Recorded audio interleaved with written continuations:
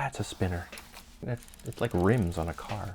Let's take our photocopier paper, this rectangle, and turn it into a square by taking the short edge and folding it at the corner to meet this long edge. Once you have that, you're going to flatten that down as best as you can. And cut off this excess piece.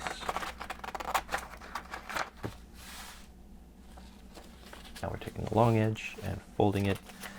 Usually I fold this way, but today I'm folding this way to work on my ambidextrousness. And you want to get this flat here, and then holding this down here, then you push away and flatten. If you have a cutting mat, you'll probably have this 60-degree angle here, which is this angle here. And if you line up this fold here like this, you'll see the end of this goes out like this. And so what you want to do is you want to take this point and match it up to that line. What you're going for is 3 equal parts. So you've got this angle here is 60, and then there's another 60, and then another 60, which equals 180, which is half of a circle. There you go. I don't think I've ever used these lines really for anything, but this is finally a reason to use it. And it's funny because the line is almost faded away from all the cutting I've done on this board. That's hilarious. Now you have this shape. You're going to fold it one more time. And there you have it. One of these shapes is going to come up the shortest. That's the part you're going to cut off so they're all even that way. You're cutting everything outside of this area. Now let's figure out this design. Kind of going like right down the center here. Everything is emanating out from that. I'm just kind of creating this sharp shape here, which is kind of like an arrowhead, if you think of it that way. The part that's going to be left intact. Essentially, you're kind of just doing it again and again. You probably could, measure, if you wanted to be a bit more accurate, you could measure distances so that this side is exactly like this side.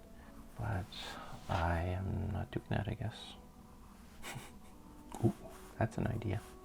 I'm sort of ad-libbing at this point. It's slightly different than the design I had. I think it'd be cool just to do some like little strips there. And those should be somewhat easy to cut out with using the cutting board. I did pretty close to what I originally drew, but I've kind of added a bit more flourishes here and a different top up there. This is going to have a lot of symmetry because I've created a symmetry right down the center as well, so it's going to be a ton of symmetry going on. I don't know how much symmetry I can handle. It's going to be intense, and we're just going to go for it. Just kind of use the leverage of the paper. Rather than moving the knife around, just move the paper around. Let's see over here. So maybe the same idea. Although I think it's easier going this way. You can do a little bit one way and then, but look, I've got I kind of got a whole amount that I can kind of pull as I do this.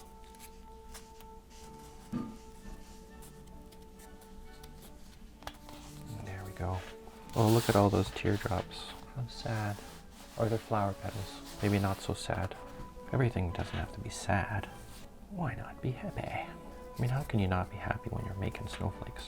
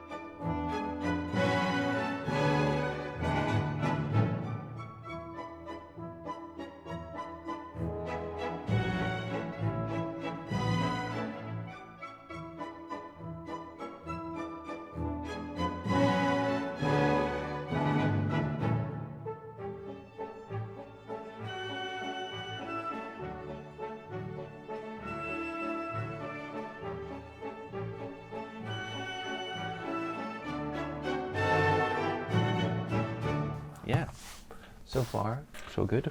Now these middle parts need some cutting. This makes me think of like something like a Batman insignia.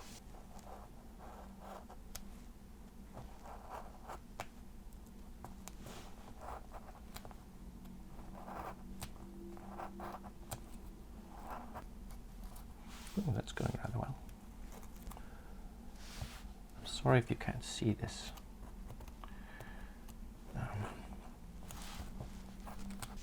Almost there. It's a little bit raggedy there, Andy.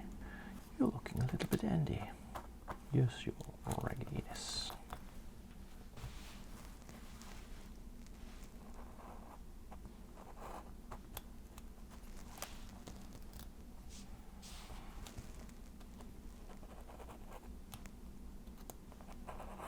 And there you go. That is going to be something cool. Might be too much symmetry, you know. It can happen. I should warn you, too much symmetry can be almost like too much of a good thing. Or it's just bloody awesome. Pardon my language. Ooh, those look like little hearts in the middle. Pow. My favorite part is actually this outer edge. That's cool. Oh, that's a spinner. It's like rims on a car. Now, if I had a car, I want rims that look like that. First, I need the car though. Then I need the rims. Preferably in like a silver. No, what's that? Brushed aluminum? I don't know anything about rims. But that is one of the best spinners I've had so far. And like I said, there's a ton of symmetry because we did this design from the middle outwards. If you like hanging out and making snowflakes and other paper type crafts, follow or subscribe. Following sort of sounds like stalking, but subscribe. And like if you liked it.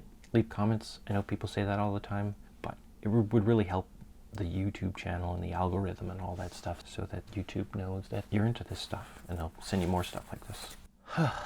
Okay. I don't know if I have any more snowflakes in me today. I'll see you in the next video. All right? Bye. Bye. So long.